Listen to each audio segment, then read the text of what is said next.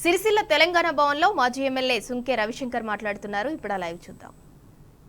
మేమైతే కేసీఆర్ గారు అని మాట్లాడతాం, వారు కూడా మాట్లాడడం మంచిదే.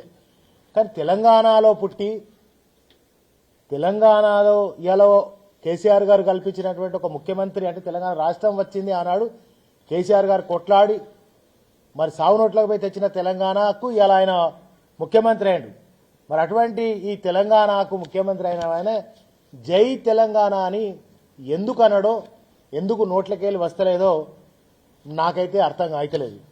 అదేవిధంగా ఆయన గతంలో తుపాకీ పట్టుకొని తెలంగాణ ఉద్యమానికి వ్యతిరేకంగా పనిచేసినోడు కనుకనే జై తెలంగాణ అననోడు తెలంగాణకు ముఖ్యమంత్రి ఉండడం అనేది నిజంగా అది దురదృష్టకరమే. జై తెలంగాణ అని అనని వ్యక్తి ఈ తెలంగాణ రాష్ట్రానికి ముఖ్యమంత్రిగా ఉండడం అర్హుడేనా? అసలు ఇది మరోసారి ఏ సభలోనైనా జై తెలంగాణ అనాలని నేను కోరుకుంటున్నా. ఇదే సందర్భంలో నిన్న ప్రభుత్వ కార్యక్రమం, నిన్న జరిగినటువంటి కార్యక్రమం ప్రభుత్వం నిధులు ఏదో కేటాయించి 122 కోట్లు దాని ద్వారా వేములవాడ అభివృద్ధి అని చెప్పినటువంటి ఆ కార్యక్రమం ప్రభుత్వ కార్యక్రమం. కానీ ప్రభుత్వ కార్యక్రమం అది ప్రభుత్వ కార్యక్రమం లాగా లేదు, ఒక రాజకీయ సభలాగా కనబడతా ఉంది. అంటే ఆయన మాటలన్నీ కూడా సన్నాసులని ఎటు పడితే అటు తిట్టడం, ఆయన నోటికి ఎటు పడితే అటు కేసీఆర్ గారిని కేటీఆర్ గారిని మాట్లాడడం అనేది చూస్తూ ఉంటే ఇక ఆయనకు రాత్రి పగలు నిద్రపోయినా కూడా మనం రామరామ అనేటువంటి జపం ఉంటుంది, మనిషికి రామ రామ రామ అనే జపం ఉంటుంది. అట్లా ఇవాళ కేసీఆర్ గారిని అదేవిధంగా కేటీ రామారావు గారిని హరీష్ రావు గారిని జపం చేస్తా ఉన్నాడు. ఆ జపం చేయకపోతే ఆయన బతకలేని పరిస్థితిలో ఇవాళ అంటే కుర్చీ ఉంటుందో పోతుందో అనేటువంటి పరిస్థితి. ఇంకొకటి ఏంటంటే బాగా వర్షం పడుతున్నప్పుడు ఆ పిడుగులు పడుతున్నప్పుడు పాల్గొన అర్జున అని అంటాం. నిన్ననే అన్నాడు కృష్ణార్జునులు వీళ్ళిద్దరూ మమ్మల్ని బతకనిత్తలేరని.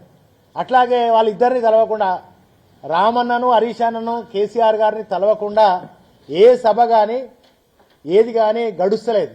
వరంగల్ సభలో కూడా ఆయన 50 నిమిషాలు మాట్లాడితే 45 సార్లు కేసీఆర్ గారి పేరు కేటీఆర్ రామారావు గారి పేరే గుర్తుకొస్తా ఉన్నది.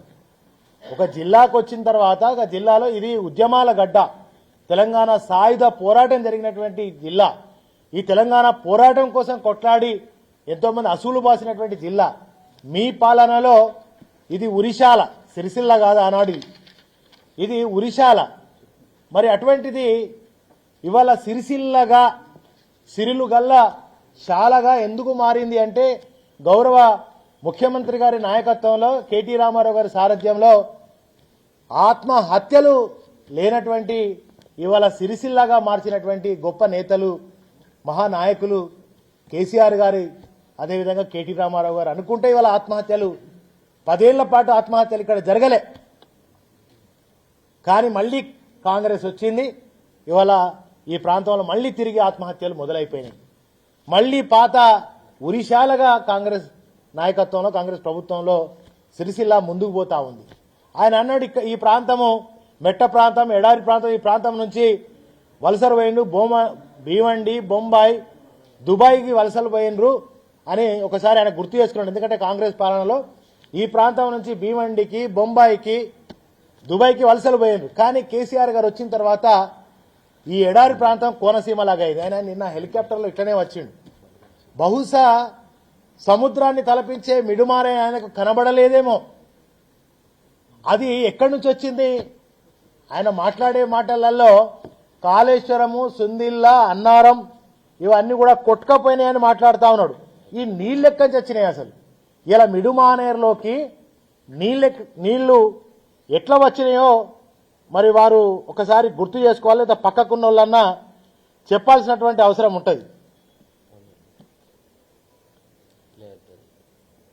ఒడ్లు అంటే కాళేశ్వరం నీళ్లు తెచ్చినాడు. ఆ దిక్కుమాలను కట్టిన కాళేశ్వరం మేడిగడ్డ, అన్నారము, సుందిల 3 కుప్ప గూళ్ళే. అయితే ఒక దేవస్థానం దగ్గర ఉండి, ఒక రాజరాజేశ్వర స్వామి దగ్గర ఉండి ఇవి కుప్పగున్నాయట. కాళేశ్వరం, అన్నారం, సుందిల్లా. ఎన్ని అబద్ధాలయ్యా నీది? నోరా మోరా? ఆ నోట్లకెళ్ళి అంటే ఎన్నికలు గెలవడానికి అబద్ధాలు మాట్లాడి తెలంగాణ ప్రజలను మోసం చేసి గెలిచినావు, అది ఓకే. కానీ ఇలా నువ్వు ముఖ్యమంత్రి అనేటువంటి ఒక సోయి తప్పి ఇవాళ అన్నారం, సుందిల్లా, కాళేశ్వరము కుప్పగూలిపోయినాయట. కుప్పగూలిపోతే మరి నీకు కొండపోచమ్మ దాకా నీళ్ళు ఎట్లా వస్తున్నాయి? రంగనాయక సాగర్కి ఎట్లా నీళ్ళు వస్తున్నాయి? మల్లన్న సాగర్కి నీళ్ళు ఎట్లా వస్తున్నాయి? ఇవాళ తెలంగాణ వ్యాప్తంగా ఎడారిగా ఉన్నటువంటి తెలంగాణ మళ్ళీ ఆయననే గుర్తు చేసిండు. మరి పల్లెనా పల్లేరులు మొలిసే నా తెలంగాణలోనా ప్రతి పల్లెలో అని మీ పాలనలో మేము పాటలు పాడుకున్నాం. తలాపున బారుతుంది గోదావరి, నా చేను నా చిలక ఎడారని మీ పాలనలో మేము పాటలు పాడుకున్నాం. నిజంగా గోదావరి ఎక్కడుంటుంది? ఉన్న గోదావరిని ఎక్కడికి తరలించిన 600 పైచిలకు మీటర్లకు తరలించినటువంటి అపర భగీరథుడు కేసీఆర్ గారు అయితే అవి కూలిపోయినాయి అంటాడు. అరే ఒక ముఖ్యమంత్రి బాబు, నువ్వు కొద్దిగా తెలంగాణ మంచి కోరుకో, తెలంగాణ రైతాంగం బాగుండాలని కోరుకో. ఇవాళ వచ్చినటువంటి ఇవన్నీ నీళ్ళన్నీ ఇన్ని క్యూసెక్ల నీళ్ల ద్వారా భూమికి బరువు అయితేనంత పంట పండుతుంది. ఈ పంట ఎందుకు పండుతుంది? అసలు నీళ్ళిచ్చి కరెంట్ ఇచ్చి ఇవాళ 2023 వరకు మరి ఎన్ని టన్నుల పంట పండిందంటే 350 లక్షల టన్నుల పంట ఎట్లా పండింది తెలంగాణలో? కేవలం కేసీఆర్ గారు ఇచ్చినటువంటి నీళ్లు, కరెంటు, రైతు బంధుతో ఇవాళ ఇన్ని లక్షల టన్నుల పంట పండింది. అదే 2014 కంటే ముందు మరి 68 లక్షల పంటనే పడింది మీ పాలన, దరిద్ర పాలనలో.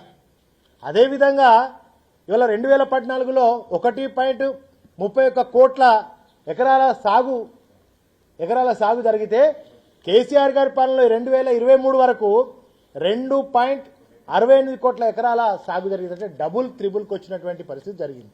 ఎందుకు వచ్చింది? ఇలా కాళేశ్వరం ప్రాజెక్టు కట్టిండ గనకనే ఈ సాగు విస్తీర్ణం వచ్చింది.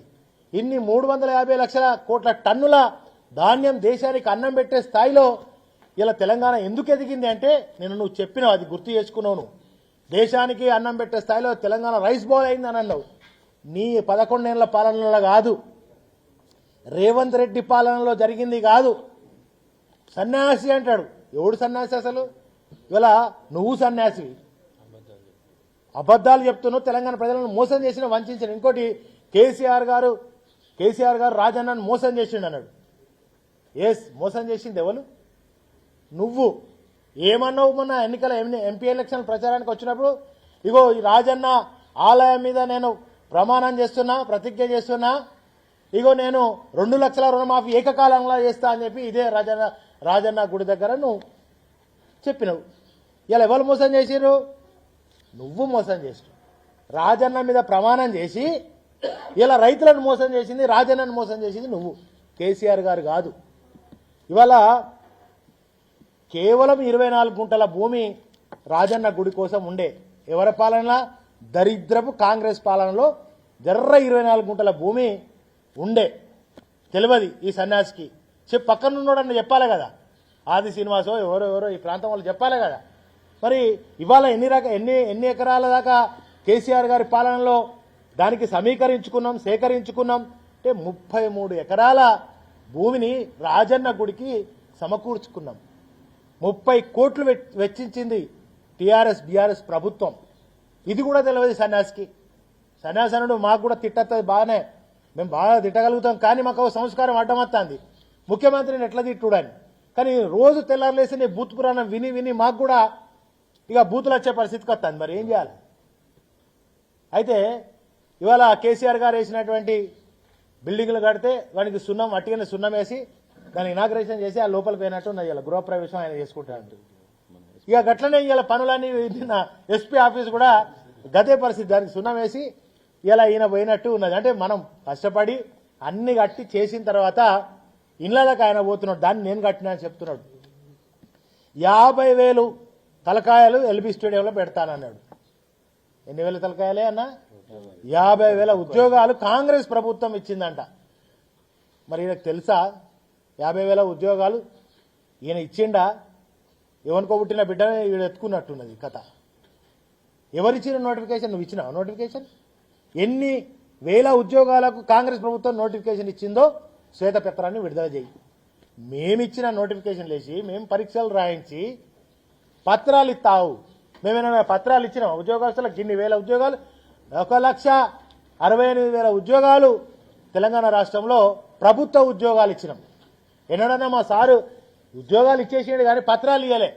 నిజంగా మరి నేనే వస్తా అన్న, మనం అందరం పోదాం ఎల్బీ స్టేడియం. ఆయన నోటిఫికేషన్ వేసి ఆయన పరీక్ష పెట్టి ఆయన సెలెక్షన్ చేసి నా ఉద్యోగస్తులను ఎల్బీ స్టేడియంలో 50,000 మందిని నువ్వు నిలబెట్టాలి. ఒకవేళ నిలబెట్టలేనటువంటి పక్షంలో మరి నువ్వేం చేస్తావో చెప్పాలి, మేమేం చేస్తావో చెప్తాం. అబద్ధాలు ఎందుకు, ఇంకా అబద్ధాలు మాట్లాడతావా? మరి రా, డేట్ చెప్పు. ఆగన్నా మనం పోదామన్నా, ప్రవీణ్ అన్న మనం పోదాం. మేము సిరిసిల్ల నుంచి కరీంనగర్ జిల్లా నుంచి ఇది ఉద్యమాల గడ్డ. తెలంగాణ రాష్ట్ర ఉద్యమం సాకారం ఇక్కడి నుంచే ప్రారంభమైంది. మేము వస్తాం ఎల్బీ స్టేడియంలో 50,000 మందిని. నువ్వు ఎప్పుడు నిలబెడతావో, నిలబెడతావో, ఎన్ని గంటలకు నిలబెడతావో చెప్పు బిడ్డ, మేము వస్తాం ఆడికి. నువ్వు కాంగ్రెస్ నోటిఫికేషన్ వేసిందే కావాలి మాకు, కాంగ్రెస్ పరీక్ష నిర్వహించిందే కావాలి. బీఆర్ఎస్ ప్రభుత్వం పరీక్షలు పెట్టి బీఆర్ఎస్ ప్రభుత్వం చేసినటువంటి వాటిని నువ్వు పత్రాలు ఇచ్చి మేము ఇచ్చినని గొప్పలు చెప్పుకుంటున్నాడు ఈ యొక్క ముఖ్యమంత్రి, దరిద్ర ముఖ్యమంత్రి. అంతేకాకుండా కట్ట మీద ఈయన హెలికాప్టర్ ఆగింది. నిన్న హెలికాప్టర్ ఆగిన ప్లేసు అది ఎక్కడిది? నువ్వు చిన్నప్పుడు ఎప్పుడైనా నిన్న కూడగట్టేసినావు కానీ ఎప్పుడైనా వెమలాడకు వచ్చినావా? ఆడ గుడి ఎట్లుండే చూసినావా? ఈ పక్కకున్న వాళ్ళన్నా చెప్తలేరే పాడాయి. అయితే 70 కోట్లు పెట్టి దాన్ని వెడల్పు చేసినాం మేము, మా ప్రభుత్వం, బీఆర్ఎస్ ప్రభుత్వం. దాని సుందరీకరణకు ఇవాళ నువ్వు ఆడ చూస్తా అంటే దాని సుందరీకరణ చేసినాం. దాదాపు 10 కోట్లు వెచ్చించి దాన్ని సుందరీకరణ చేసినాం. అదేవిధంగా ఆడ నిరంతరంగా నీళ్లు ఉండేటట్టు, నిరంతరం 24 hours 365 days నీళ్లు ఉండడానికి మన ఎంఎండి నుంచి మరి లిఫ్ట్ చేసి 17 కోట్లు పెట్టి ఆడ నీళ్లను ఇప్పటికీ సప్లై. నీళ్ళు ఎక్కడి? మనం వెమలాడ గుళ్ళే ఆ మురుకు నీళ్ళు వెనకటి స్నానం చేసేవాళ్ళం. కానీ ఇవాళ ఫ్రెష్ నీళ్లు, ఎప్పుడు గోదావరి నుంచి వచ్చే నీళ్లను గంగ స్నానం అంటాం కదా, ఇక ఎప్పుడు మన వేములవాడలో గంగ స్నానం చేసే విధంగా ఎంఎండి నుంచి సప్లై చేసే విధంగా 17 కోట్లతో చేసినాం. అదేవిధంగా ఆడ వసతి గృహాలు కట్టినవి ఉన్నాయి. ఆ కట్టిన వాటికి మిషన్ భగీరథ ద్వారా 5 కోట్లు వెచ్చించి మంచి నీళ్లు, గోదావరి నీళ్లను తాగిపిస్తున్నాం అక్కడ భక్తులకు. ఇది మేము చేసేది. బద్దిపోచమ్మ చుట్టూ తిరిగితే ఆనాడు ఇరుకుగా ఉండే, ఆడ పరిస్థితి చాలా ఇబ్బంది ఉండే. బోనాలు ఎత్తుకొని మహిళలు తిరగాలంటే చాలా గోస కష్టం ఉండే. అటువంటిది ఇవాళ 39.5 గుంటలు సేకరించింది మా ప్రభుత్వం, బీఆర్ఎస్ ప్రభుత్వం. గౌరవ కేటీఆర్ గారు చొరవ, కేసీఆర్ గారు ప్రత్యేక శ్రద్ధ. ఎందుకు తెలుసా? ఆయన ఒక ధార్మిక ఆధ్యాత్మిక చింతనతో ఉండేటువంటి వాడు. ఇవాళ యాదాద్రి ప్రపంచంలో అంత పెద్ద టెంపుల్, మన పోయిండు యాదాద్రికి, బిత్తిరి సూపులు ఎటేటో చూస్తాడు అటు ఇటు. మరి ఆలయం ఎన్నో అంత మంచి కట్టిన వాళ్ళు లేరు కదా, బిత్తిరి సూపులు చూస్తాడు. బర్త్డే నాడు పోయిండు. నేను చెప్పిన